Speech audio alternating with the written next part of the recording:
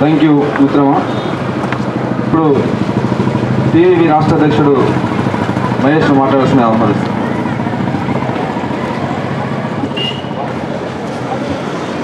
మిత్రులారా,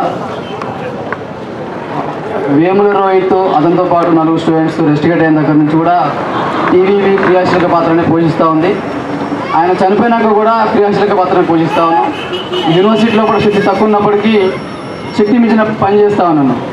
అయితే మన ఈ సందర్భంగా మనం ఒక సమీక్ష చేసుకోవాల్సింది. అదేంటంటే దేశవ్యాప్తంగా ఈ ఉద్యమం వచ్చి ప్రపంచవ్యాప్తంగా ఇది మనకు ప్రభావాన్ని వేసి ఇలా స్తబ్దుగా ఉన్నది. దేనికి కారణం అనేటువంటిది. ఇక్కడ జాగృతుడు కూడా ఉన్నాడు, సియు జాగృతుడు.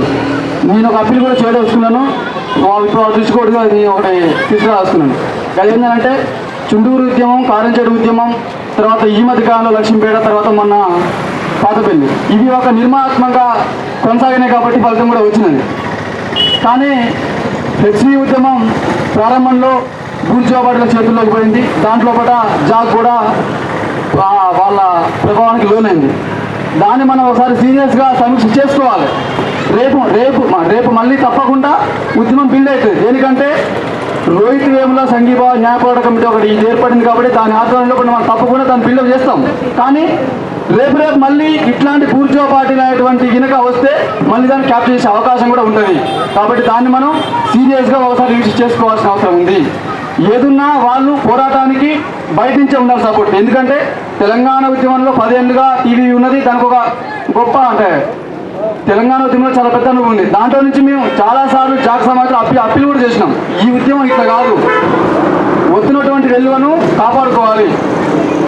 అంటే వెలువ అనేది ఎప్పుడు అది కొనసాగదు. విద్యార్థి ఉద్యమంలో వెలువ అనేది అది ఒకసారి ఇది వచ్చిపోతుంటుంది. కాబట్టి వచ్చిపోయిన ఉద్యమాన్ని కన్సాలిడేట్ చేయడం అనేది చాలా ముఖ్యమైనటువంటిది.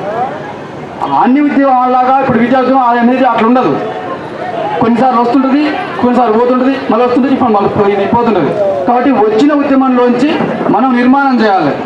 అట్లా కనుక మనం ఒక నిర్మాణం చేయకుండా వ్యక్తుల ప్రభావంలోకి వెళ్ళిపోయినాం అనుకో ఇంకా ఉద్యమంలో న్యాయం జరగదు. కాబట్టి రోహిత్ వేముల న్యాయపోరాట సంఘీభావ కమిటీ ఉంటుంది, జాగ్ ఉంటుంది, టీడీఎఫ్ ఉంటుంది.